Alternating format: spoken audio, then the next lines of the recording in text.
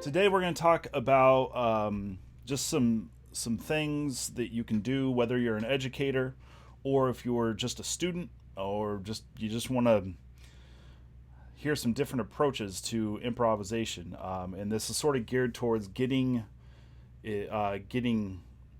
beginners, young people, just getting people to start improvising.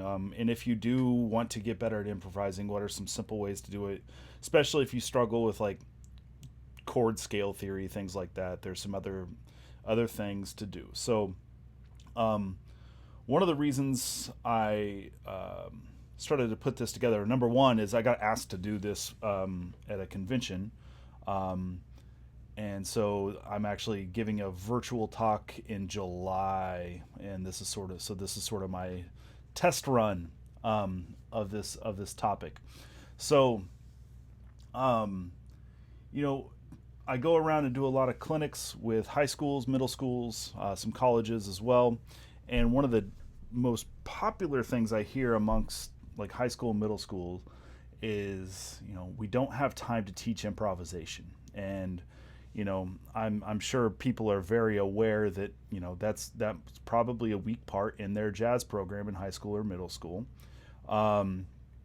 So and then I go and do festivals, like I'm adjudicating or I'm a clinician at festivals, and you hear some of the bands do their warm up, and it's like they just play like a unison blues scale or play through a 12-bar blues form real quick just on whole notes and stuff.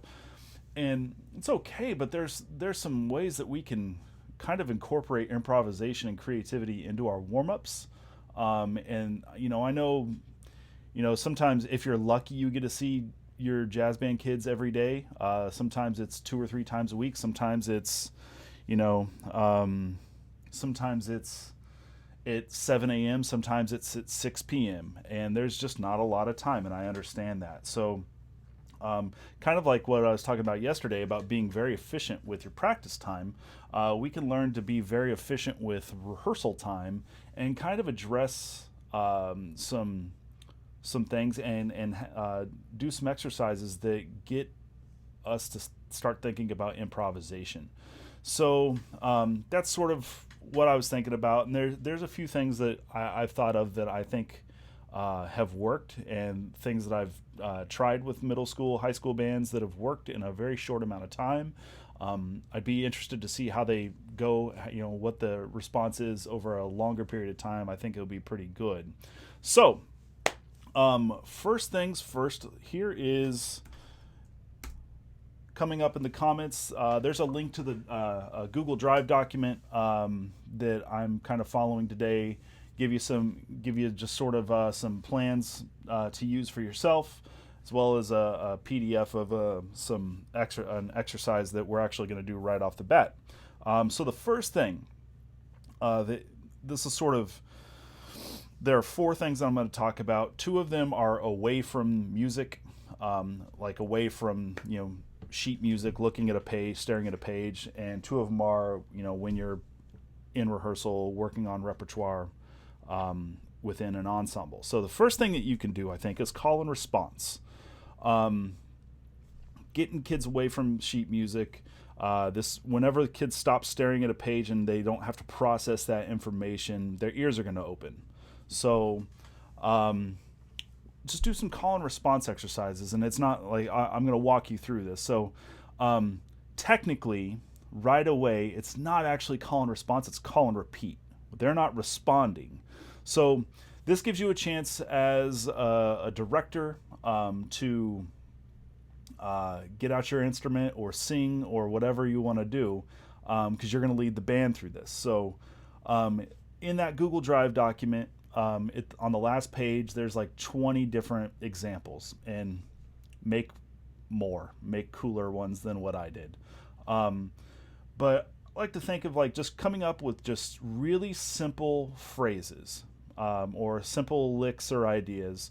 Have them be 1 bar, 2 bars. Make sure they, sometimes you can play some pickup notes, and that might throw kids off if you're playing right, if you're playing from the downbeat all the way to beat 4, you're not giving them you're not giving the student a chance to process that your phrase is in it and they're supposed to play. So most of these, are sort of short phrases.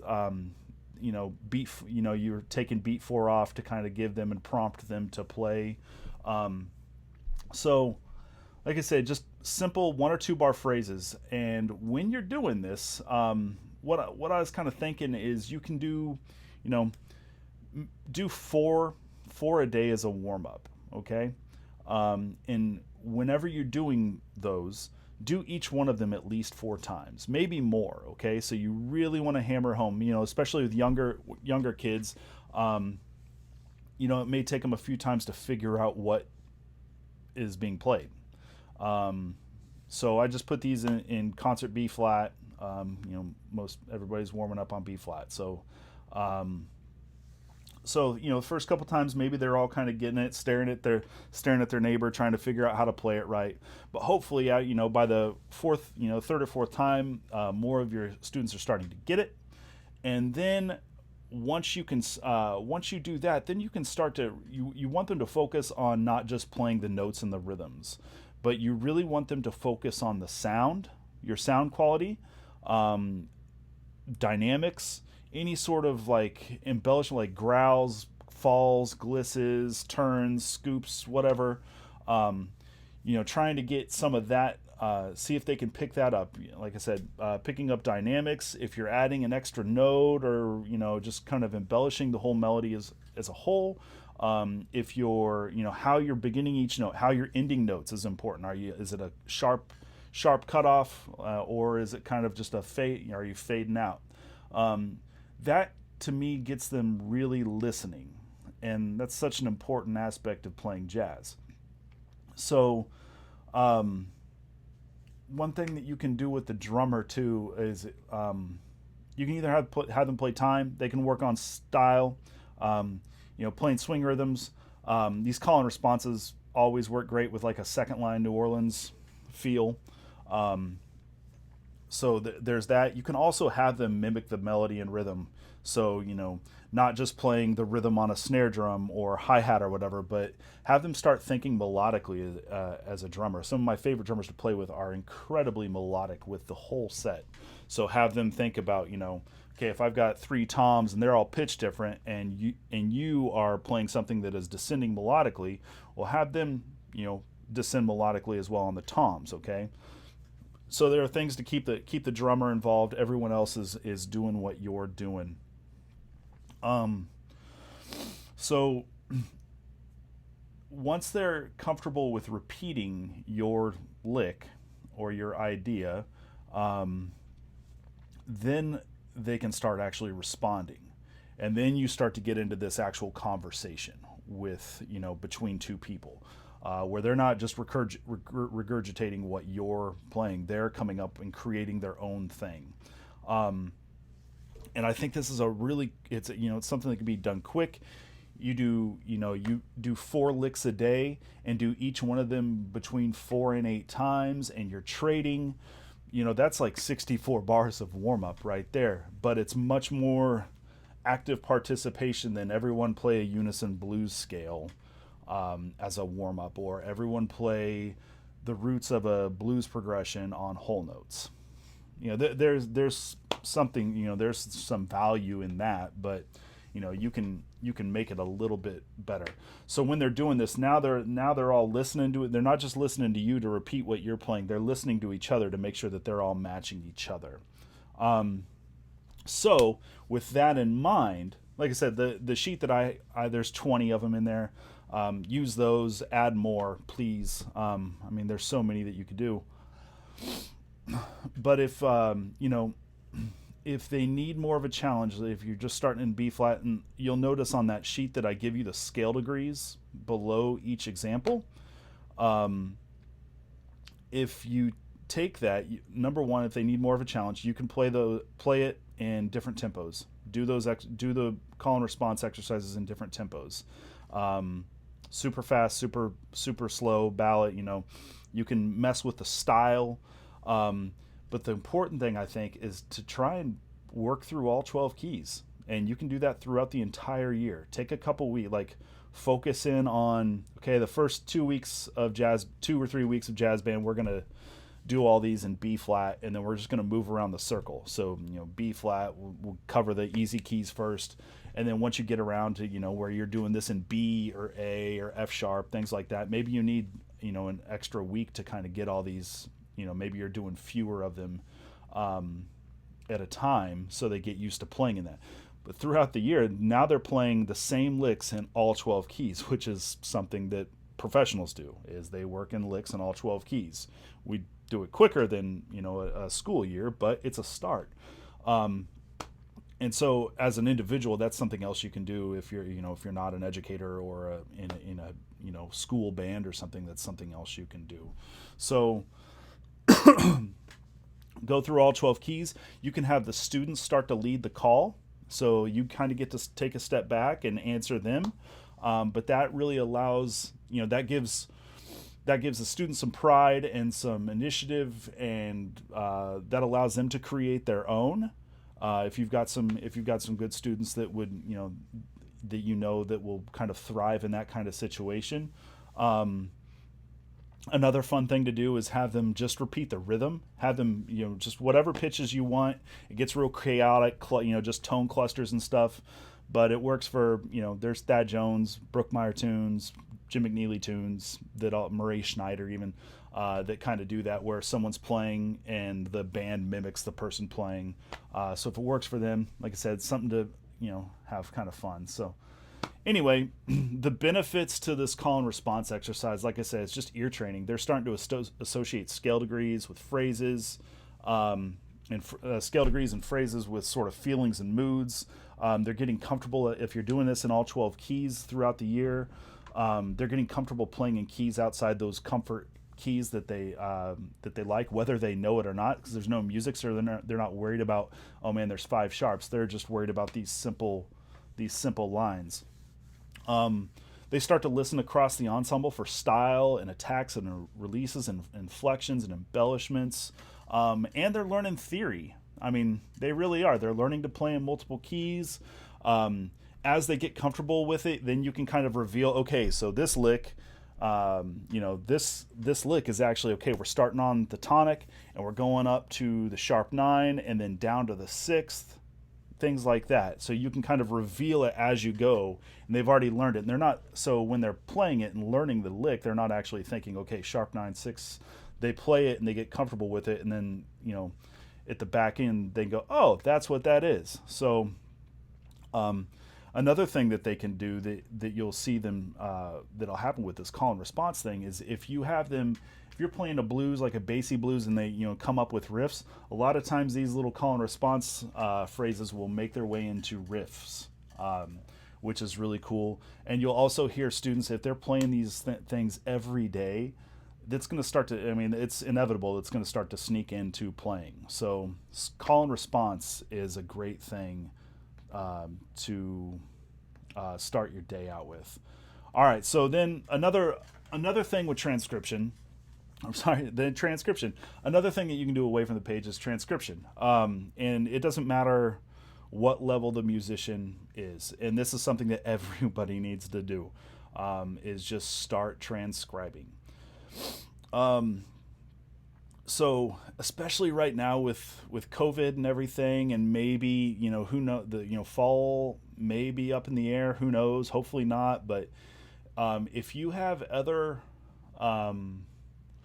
if you need other assignments for your kids, and not have it just be sort of busy work, really give them something that they're going to get something out of. Give them a transcription assignment. So, and like I said, it doesn't matter what level they are.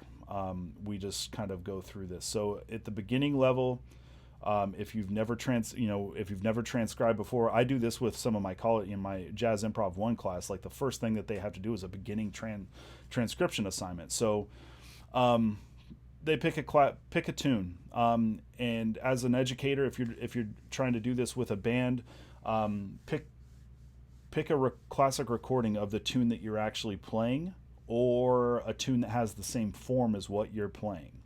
You get all the kids to listen to this. And they listen to a specific solo. So like, so what? Listening to Miles' solo on So What.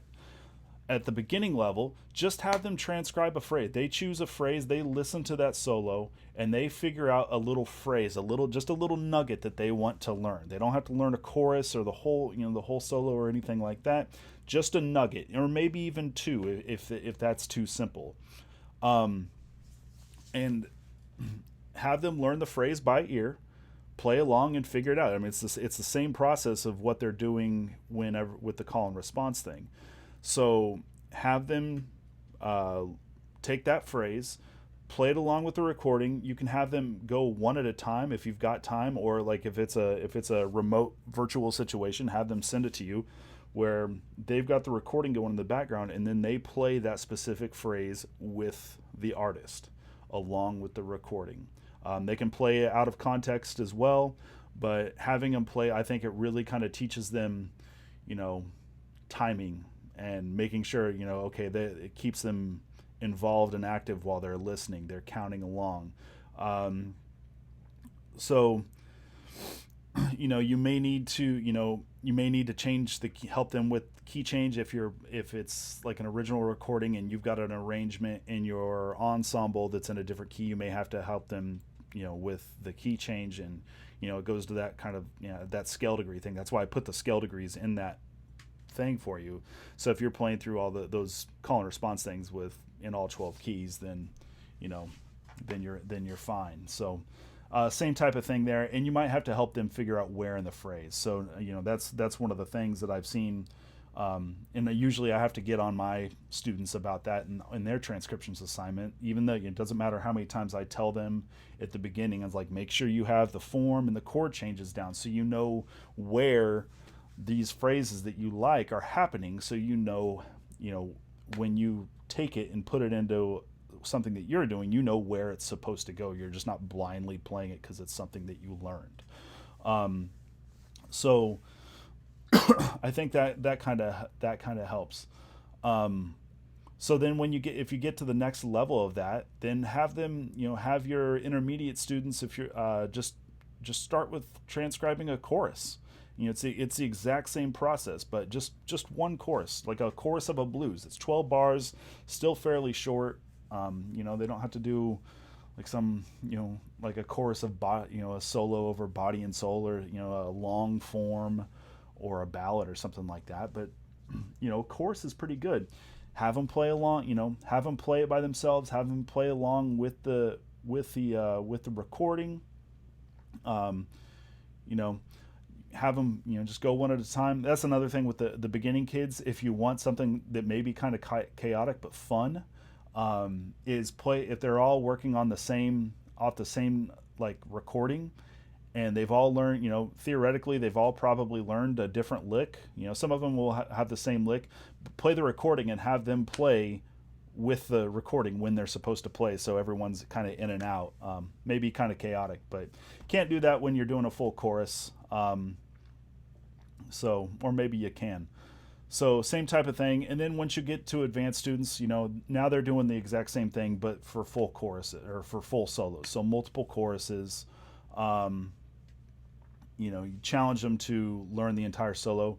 And then with the intermediate and advanced students that are doing a chorus or a full solo, challenge them to go ahead and take those phrases out, just like the beginning transcription, kids that are doing beginning transcription. And learn licks and make them start to apply it in all 12 keys. That's what I have my kids do at the college level, is they transcribe a full solo, they take out the licks that they want, they know where they're supposed to go, they play those licks in all 12 keys.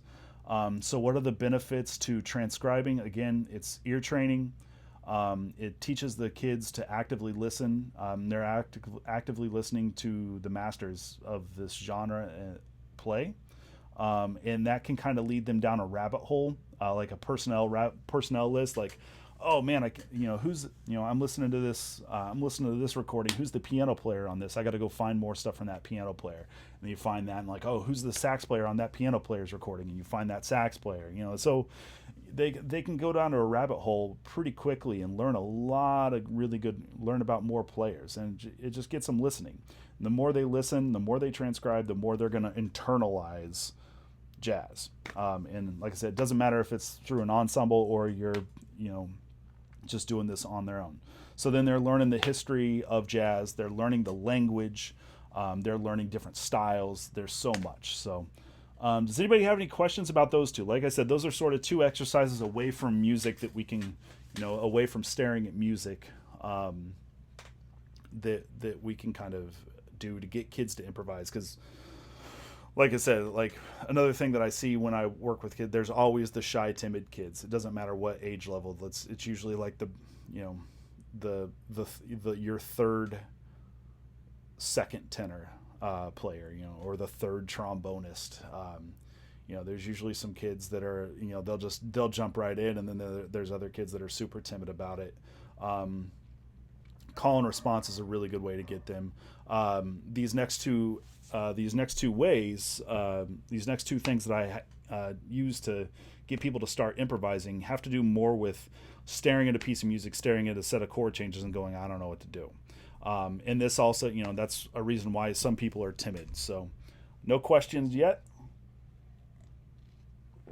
Awesome. Like I said, the Google Drive link should be in there. If it's not for some reason, someone let me know and I'll post it again.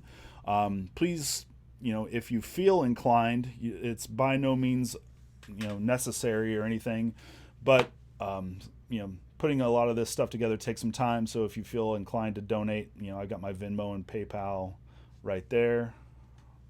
Boom. So I'm getting the hang of this backwards thing. So anyway, there's that. Like I say, no pressure, no obligation, but if you feel like it, it's much appreciated. And I can keep things like this going, actually. So, all right.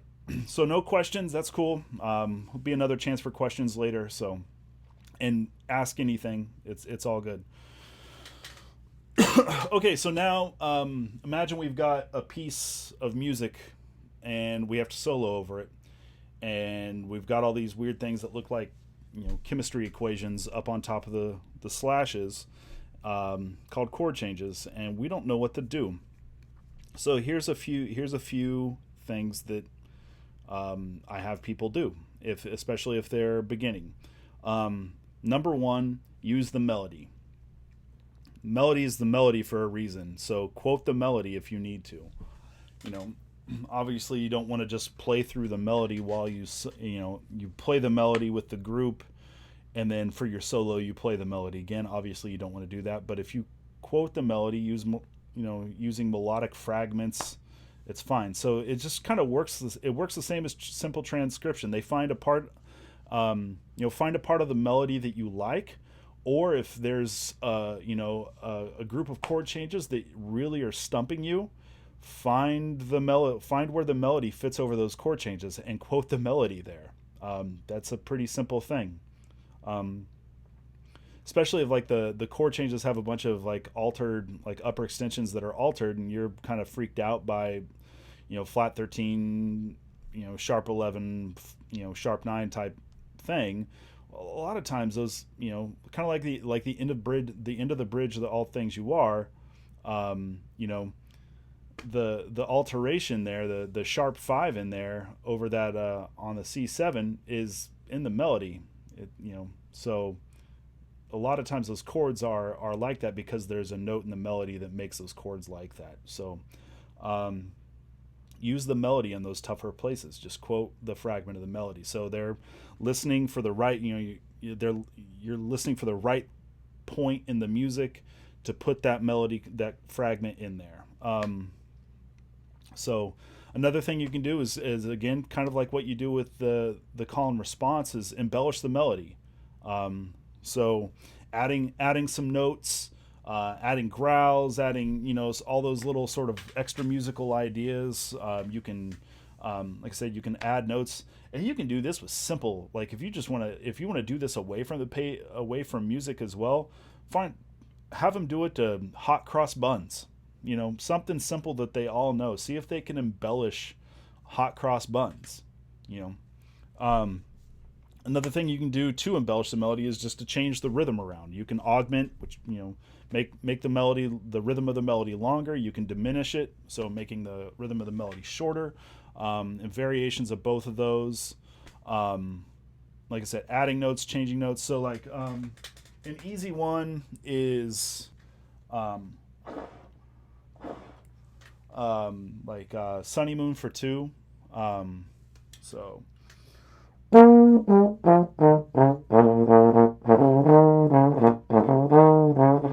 that, so it's, you can play it slower, but ba da ba ba da do do da. So it's just walking down a minor pentatonic scale, and if they know the blues scale, they know minor pentatonic. It's just minor pentatonic's a blues scale without the blue note, so they can learn that.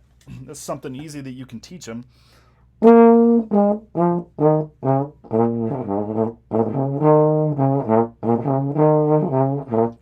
maybe if they're adding notes,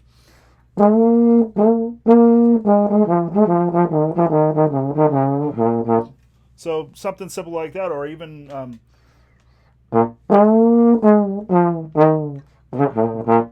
so I added some falls, changed the rhythm a little bit, or maybe you have them play freely for a little bit, and like so, you know.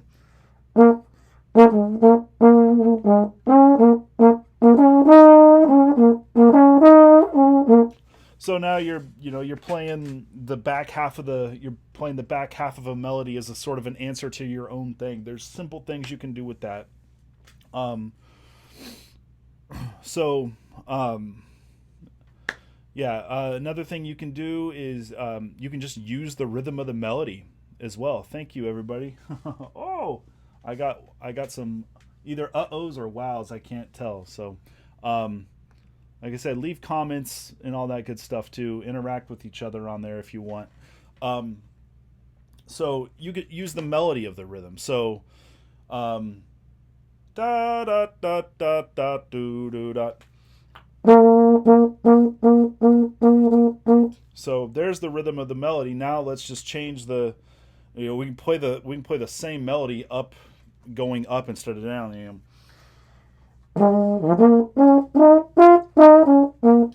Well, there's the rhythm of the melody, but I'm just using B flat minor pentatonic over it, just like the melody is, but just changing it. So using the rhythm of the melody is an easy way to get kids to solo.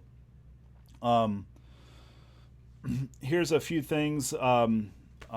If you're kind of just running through, like you can just have your rhythm section, Jamie Abersole it there, and just be on repeat, and you're going down the line and having everyone solo over a chorus. Have them quote the melody at the very beginning, like quote the first phrase, so that's sort of an announcement. Sometimes that's a good way to start a solo as well, as it's sort of a nice opening statement, just kind of quoting the melody or embellishing the melody a little bit. Another good way is quote the melody, quote the last 2 or 4 bars, like the last phrase or half of a phrase of a melody. That's a really good way to end it as well, as well as like blues licks and stuff like that. And then just have them slowly start embellishing those again. So okay, yeah, you play the melody straight through for the first 2 bars, and then solo for the next 10 over this blues. And then when we get back to the top of the form, play that melody again, but start to embellish it. Just slowly start making it. They're making it their own. They're using their own creativity and their own ideas, which gives them some freedom. A couple other things you can do is you can have them rest until a specific phrase. If they've got a part of the melody that they like in the middle of the the tune, make them rest, because now they're accountable for the form. And that's like I said, I'm all about killing 2 birds with 1 stone. So if they're learning the form, that's great. And then when they're comfortable with that, have them play freely over the form, and then in that specific point, have them quote something. I call it targeting. Bad term in football, but good term for beginning jazz improv is just targeting. So, like I said, that makes them responsible for the form. It makes them responsible for time, and kind of their brains work in 2 different ways. So there's that. And then finally, the last thing that I have them do, and this is what I do a lot, is use basic rhythm. So I wrote a book on it, and next Wednesday I'll go into that book in further detail. So everything that we're going to talk about now, I'm kind of going to glance over it a little bit, and then on Wednesday we'll talk about it in depth, and I'll really nerd out on all the possibilities. So yeah, just using rhythm. One of the things that I hear the most is just sort of these, you'll hear a kid, like a kid that's pretty good technically. It's usually like your lead alto or lead tenor player that they can just shred up and down, but the time just isn't quite there. Or you've got the kid they're just blindly not afraid of soloing, and they just play. They're not really listening or anything like that. Had to drive to a job. Strange feeling. Weird. That is crazy, Gray. I had an offer to play this weekend, and I just did not feel comfortable yet. So, but I think Wichita's not as bad. So anyway, so yeah, you get these kids that they can play, but if the time is bad, it doesn't matter what they're playing. If the time is bad, it's not going to sound good. So I really like focusing on getting people to play with good time, good style, good internal feeling of whatever genre they're playing first. Something else that happens whenever you focus on the time, we're not worried about, I got to play, it's a minor 7 chord. I'm supposed to play Dorian. Okay, outside that's better. So, if you tell a kid that they can play a Dorian scale, or you can tell a kid that tell your kids that they can play a blues scale over this specific section. What do? They play the blues scale from tonic to tonic, and there's not much creativity in that. So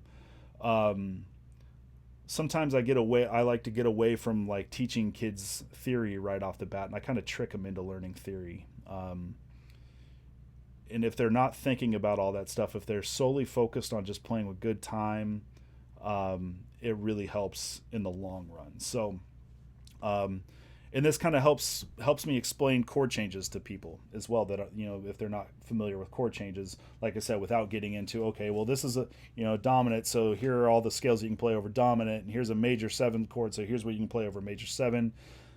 Sometimes that can be overload for people. Sometimes it's not. Those people thrive. I was not one of those people. I'm still not one of those people. So first thing, you look at a chord change. What do they give you?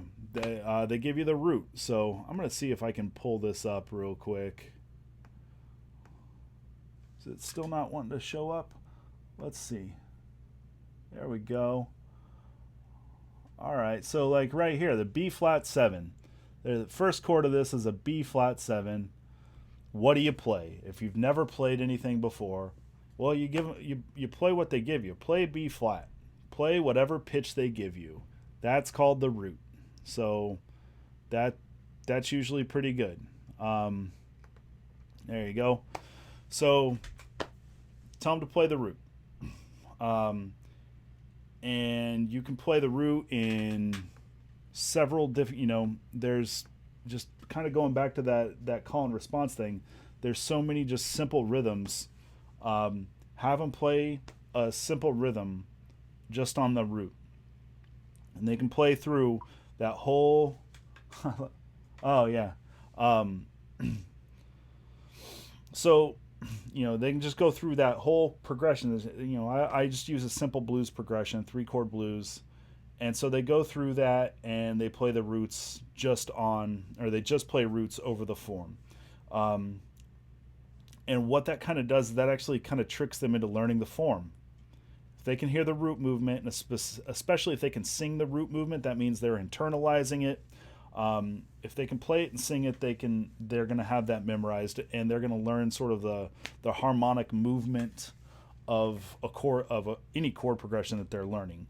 So with that blues, the last we break those 12-bar blues, we break it up into 3 4-bar phrases. Well, that last 4-bar phrase, there's a change every measure. And so hopefully they can hear and feel that movement, that movement's just a little bit more rapid than the other two phrases. So now they're starting to really understand the phrasing, and get the entire form. So once they do that, you just play the same rhythm, do da do da do da do da do da do da do da do da do da do da do da do da do da do da. You get the idea. If they're playing that every measure, well, then you can kind of break it down a little bit more. The next level, the next step, you could have them pick 3 rhythms, and they play a different rhythm every phrase. So every 4-bar phrases. Now they're learning some phrasing. And then after that, have them play a different rhythm every measure, and just simple rhythms. I've got 152 1-measure swing rhythms, which is not all the swing rhythms. Those are free on the store. They're also in the book as well. Like I said, I'll talk about the book on Wednesday. If you get them to play every different rhythm every measure, their brain's really working now, but they're really just playing whatever note they see, whatever pitch is right there, and they're just playing roots. And like I said, they're feeling harmonic movement. They're learning the form. They're going to learn how to anticipate chord changes, which is sort of like being a proactive soloist, rather than reactive, being a reactive soloist where they're reacting to what is happening, which does not bode well if you're playing something fast. By the time you react to a chord change, it's probably gone. So learning how to be a proactive soloist is great. All right, so then next, when they're comfortable with the roots, then I have them play the 7th. So we find the 7th. So I don't explain, okay, you can explain that, okay, a 7th is a 7th because it's the 7th note of the scale. And, in our major scale, and then we're going to lower it 1/2 step. I just tell them at an early level, like if you just see the note, the pitch, which is the root, and then a 7, and that's all you see, which on a simple blues, that's all you see is just dominant 7 chords, you're just going to play a whole step below the root. So walk them through real quick. It doesn't take any time to walk them through. Okay, like B flat, a whole step below B flat is A flat. Good job. A whole step below E flat is D flat, not D natural. Good. Okay, good. And then a whole step below F is E flat. So now you work through it. So you're just playing the root and then a whole step below the root. So roots or you're just playing 7ths. I got ahead of myself there. Sorry. So just like you did with the roots, have them only play the 7ths, and it's going to sound a little bit more. It's going to sound a little weird to them, but it's there. I have them do that for a reason, because I really want them to hear the way a 7th sounds against that chord versus how a root sounds. And I want, sometimes I'll stop and have them describe. Okay, like give me a 1-word description, and often color, moods, feelings are great, but younger kids, maybe it's like, oh, that reminds me of my fireplace, or that reminds me of baseball, or you get some goofy descriptions, which is kind of fun too. But if they can start to kind of associate each scale degree with a different sound, then their own preferences are going to get very personal. Then everyone's not learning the exact same thing. They're kind of going off on their own, but you're guiding each one of them individually in that. So how does a 7th sound versus a root? And all these scale degrees are going to sound different regardless, depending on the chord that you're playing it over as well. But that kind of really encourages some creativity and expression early on in your playing, whether you're 12 or you're 40. So next I have them combine both root and 7th. So now we're just playing a 2-pitch motive. We're still limiting the amount of like melodic information. We're just focused on rhythms. But with playing just a root and 7th, now we're kind of, there's a little bit of, they can change. They don't have to play the root first. They can play the 7th first. So if I'm going, if I'm playing B flat, like that B flat simple blues, and I'm just playing roots and 7ths, and I'm going to have them play the same rhythm every measure. So the one I was do da do da. So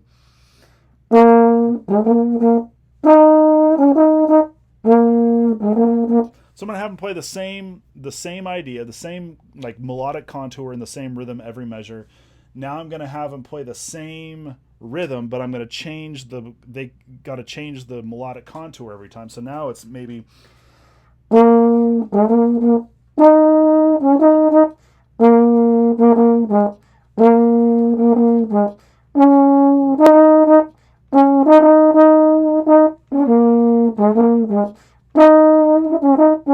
now there, like I said, there's like 12 different there's I can maybe 8 different possibilities of just playing two pitches together with that. So I guess it depends on how many notes you're playing in a specific measure. But lots of possibilities where they're not repeating themselves, but it's still simple enough where they're just focused on that time. Um, Next, I have them go through this. I play a whole step below the root. Now you can play a whole step above the root too, and that's the second. I can explain it to them that if they see a 9 on the chord, that's what a 9 is too. If you want to get that far with them, but you apply the same process over every single scale degree. Well, not every. You choose which ones wisely. But go through and go, okay, like now play the root in that scale degree, now play pick 3 of them and play those together and see what that sounds. So you can slowly start to expand the melodic possibilities, but you're still really focusing on rhythm.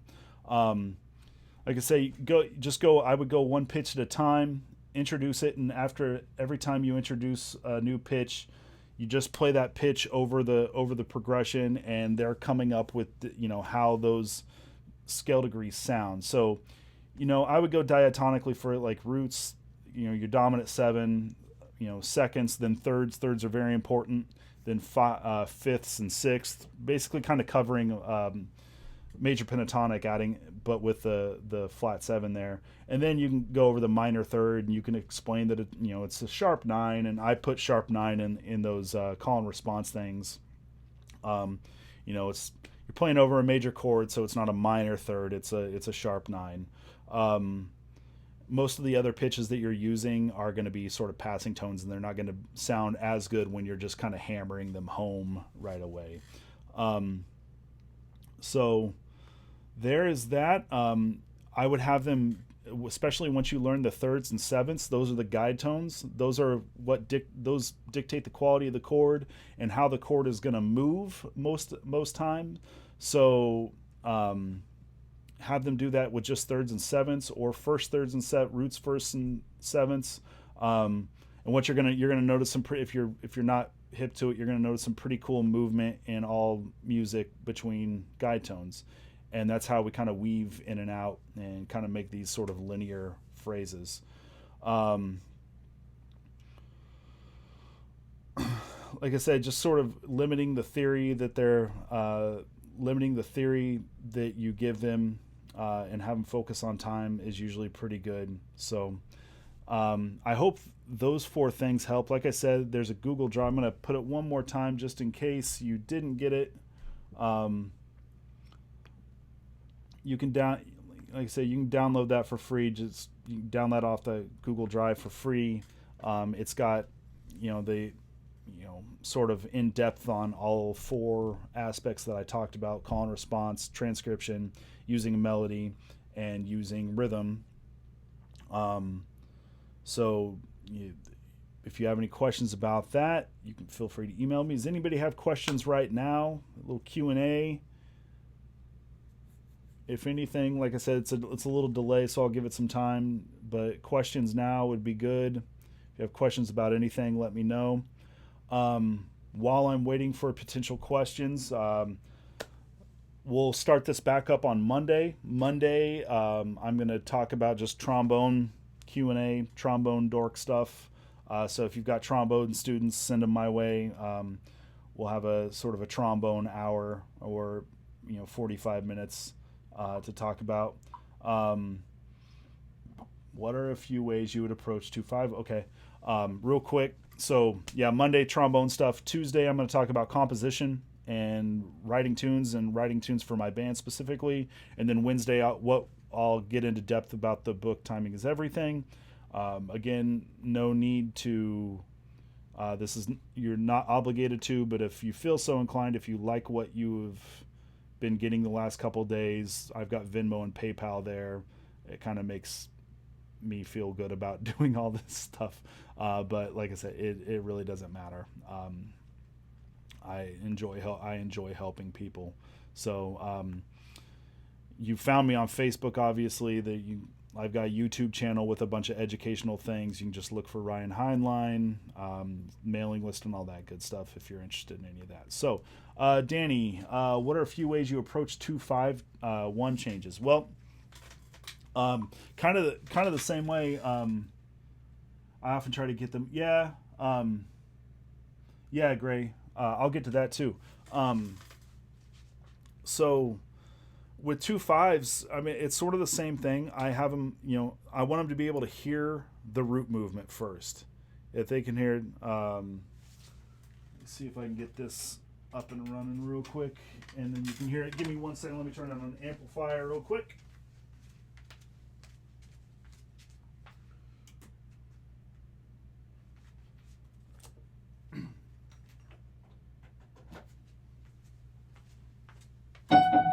That's really loud. All right, so like a 2-5. I'm first just kind of thinking left hand here. I went 2-5-1. I just want them to hear that, and then I work with those guide tones. So I don't worry about the fifth in any of these. The fifth is like your appendix to me. Whether you hear it there or not, it really doesn't matter. So. I had them, I would show kids the guide tone line, or so then you get, just have them pick one of those lines, either the C, B, B line, if I'm doing a 2-5 in C major, so C, B, B, or F, F, E, or they can play the root, the D, G, D, G, C.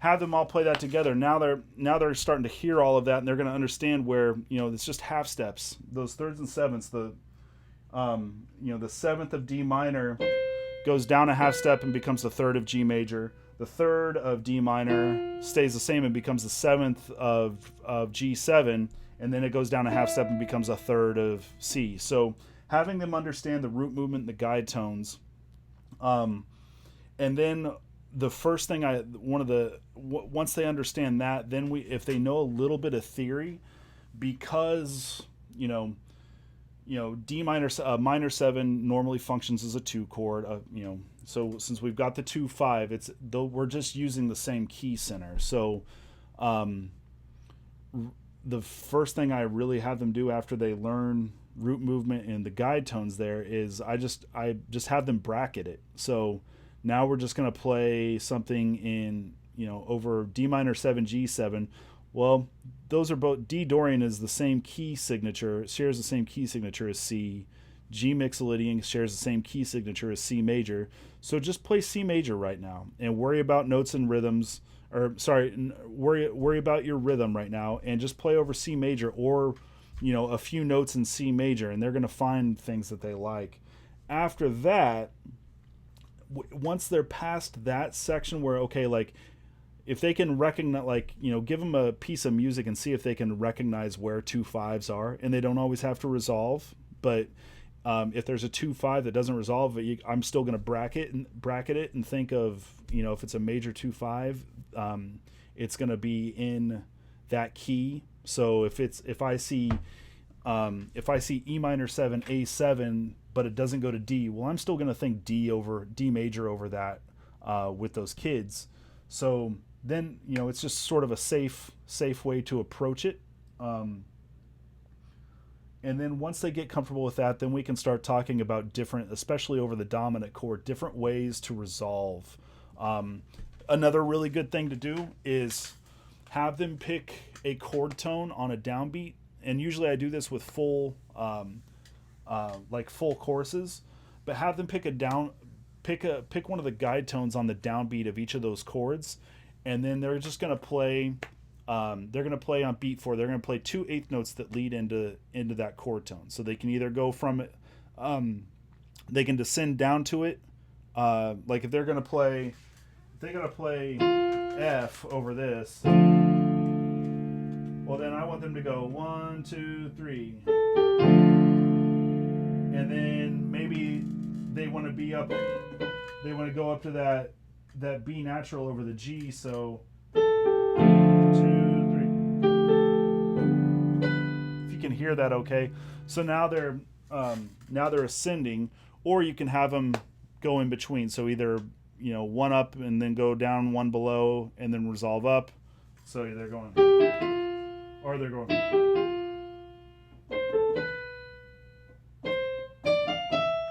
Things like that. Just have them play eighth notes on beat 4 and then play, a half note on a chord tone.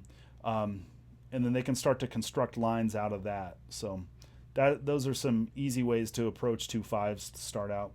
Yeah, great. Like, especially like when we get to major 7s, I don't want to play the root on a major 7. And a lot of times if you get, that's, starting with the root, I think is important because, just for learning, especially with the root movement. But yeah, that's something that definitely, if you can get them on like 3rd, 7th, and 6th, I really like 3rd, 7th, and 6th a lot. And then maybe the 9th after that, having them start things like there, and especially when you get into like some altered language, if you can start on the 3rd or 7th, that's great. So, yeah. Anybody have any other questions before we wrap up? Thank you all for tuning in.